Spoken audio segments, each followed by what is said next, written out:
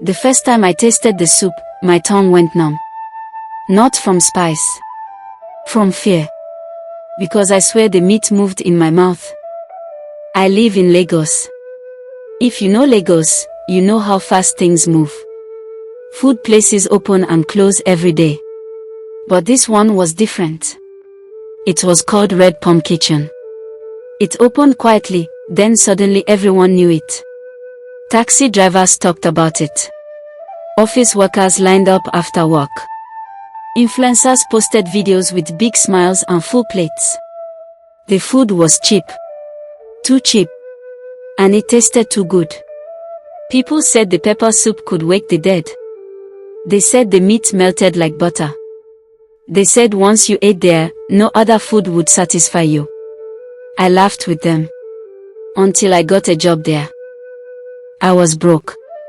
Rent was due. My phone was always on low battery because I had no money for power. One night, I saw a small sign behind the restaurant. Staff needed. Night shift. No experience required. I walked in.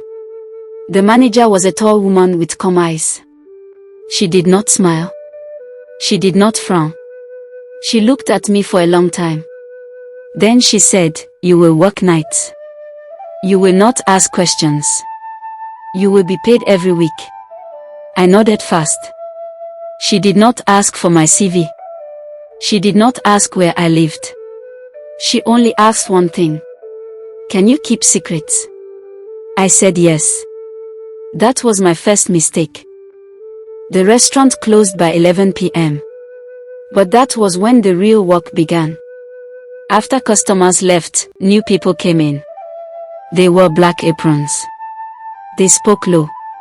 Some did not speak at all. The kitchen changed at night. The lights became dim. The freezers hummed louder. The air smelled thick, like metal and smoke. I was told to wash plates and mop floors only. "Do not enter the inner kitchen," they said. There was a door behind the main kitchen. Always locked. Always warm. Sometimes I heard sounds from behind it. Not machines. Breathing. One night, a freezer was left open. Inside were bags of meat. No labels. No dates. One bag fell. The meat inside did not look like goat. It did not look like beef. It had fingers. I froze. Another staff member rushed in and kicked the bag back inside. He looked at me and said, "Do you want to go mad?" That night, I could not sleep. But the next day, I still ate the food. I hated myself for it. But my body wanted it. That scared me more than the fingers. I started noticing faces. A cleaner who worked only 1 week. A delivery boy who joked with me one night. They vanished. When I asked, they said, they traveled. Or, they quit. But their slippers were still in the staff room. Their bags were still there. One night, I saw the delivery boy again. His eyes were open. But he did not blink. He was hanging in the inner kitchen. Every Thursday night, the manager rang a bell. When the bell rang, everyone stopped working. We formed a line. No one spoke. The inner kitchen door opened. Inside was not a kitchen. It was a shrine. Red paint on the floor. Bones on strings. A big pot in the center, boiling without fire. They brought out plates of food. We were told to eat. I did not want to. My hands shook. The manager leaned close and whispered, "If you don't eat, you will be eaten."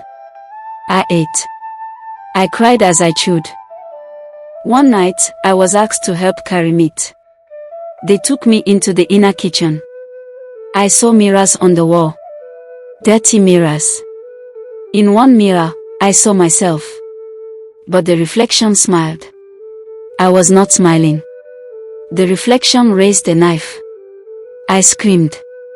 The manager slapped me. "Do not let them notice you," she said. "Who?" I asked. She said, the ones inside the food. I learned the truth slowly. They did not just cook human parts. They cooked people's lives.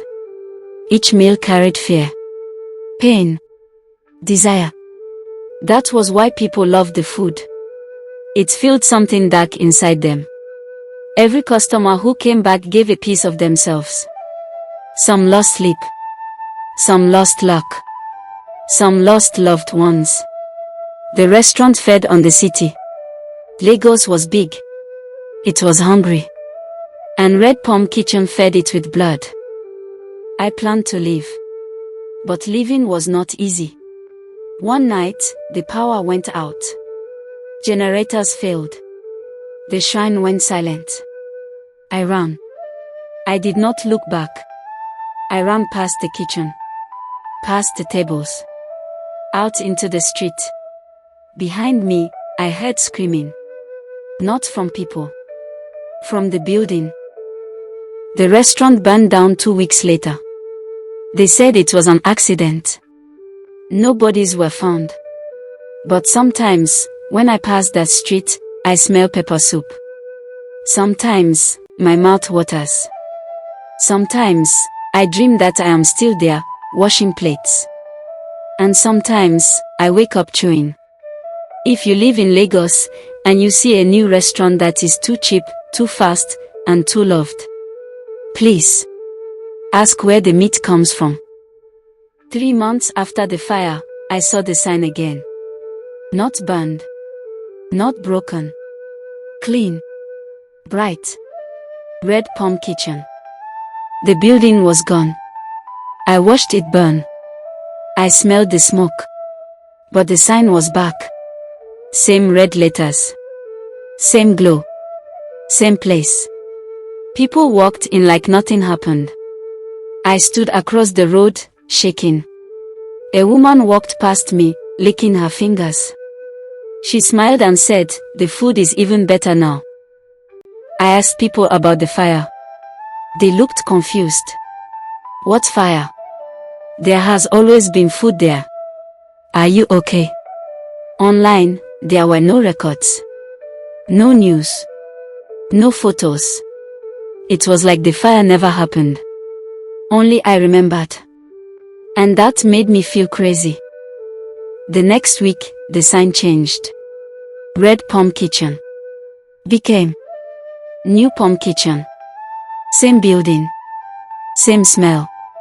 Different name. That was when I knew. They were not hiding. They were restarting. One night, I followed a man who ate there. He walked slowly. His steps were heavy. Halfway home, he stopped. He bent over and vomited. What came out was black. It moved. I ran before he noticed me. I saw her again. Same woman. Same calm eyes. She stood by the door, watching people eat. When she saw me, she nodded. Not surprised. Not angry. Just pleased. That night, I dreamed she was standing at my bed. I stopped eating outside. Still, I tasted it. At work. In water. In my sleep. My mouth would water for no reason. Sometimes, my hands shook like I was hungry. I realized something terrible. Once you eat there, you never really leave. I learned they changed their method. They no longer take staff. They take customers. People who come too often. People who crave it. People who cannot stop. One person feeds hundreds. The city never notices. I met another man. He used to work there too. He had no left ear. He said it was payment. He said, "They let us go so we can spread hunger." He warned me not to talk. I am talking anyway. Red Palm Kitchen is not a place. It is a deal. As long as people want cheap food. As long as the city is hungry. As long as no one asks questions. They will return. With a new name. A new sign. Same taste. If you are in Lagos, and you find yourself dreaming about food you ate only once. If your hunger feels deeper than your stomach, stop. Because the restaurant is already dreaming about you. And it is patient. I walked back into the restaurant on purpose. I was already hungry. And I knew what hunger meant. I tried everything. I cooked at home. I prayed. I stayed away from that street. Still, my body remembered. My dreams were full of plates. My mouth filled with saliva at random times. Sometimes I woke up chewing air. I understood the truth. They were not chasing me. They were waiting. So I went back. The restaurant was full. Laughter. Music. The smell of pepper. It looked clean. Normal. Safe. That scared me more than the shrine ever did. No black aprons. No locked doors. Just food. And hunger. I sat alone. Before I ordered, she sat down. Same woman. Same calm eyes. She did not ask how I escaped. She did not ask where I went. She said, "You came because you are empty." I wanted to stand. My legs did not move. She spoke softly. "We don't kill everyone," she said. "We choose." She said Lagos feeds on itself. People take. People rush. People want more. She said the restaurant only helps the city do what it already wants. Then she smiled. "And you," she said, "have been hungry for a long time." I did not order. Still, the plate came. Pepper soup. Hot. Perfect. My hands moved on their own. The first taste hit me like memory. Warmth. Comfort. I almost cried. Then I felt it. Someone else tasting with me. They came slowly. Whispers. Not screaming. Not begging. Just breathing. I saw flashes. A cleaner. A driver. The delivery boy. They were calm. That was the worst part. I finally understood. They do not want bodies. They want space. Space inside you. When you eat enough, you make room. They move in. You keep walking. You keep walking. But something else eats through you. The manager leaned close. "You can still leave," she said. "But you will never be full again." I looked at the plate. I looked at the door. I thought about a life of hunger. Of shaking hands. Of tasting nothing. I picked up the spoon. I finished the food. The voices stopped. The hunger stopped. For the first time in months, I felt calm. The manager stood. "Welcome back," she said. They gave me a black apron. It fit. I still work there. Not every night. Only Thursdays. If you come in, I might serve you. I will smile. I will not warn you. Because I already did. And hunger is louder than fear.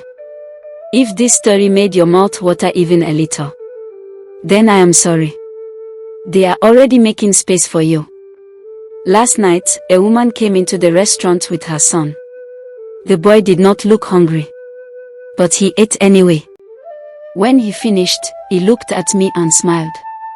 He had the same scar above his left eyebrow. I don't remember giving it to him. This morning, I passed a new place on my way home. Different street. Different color. Same smell.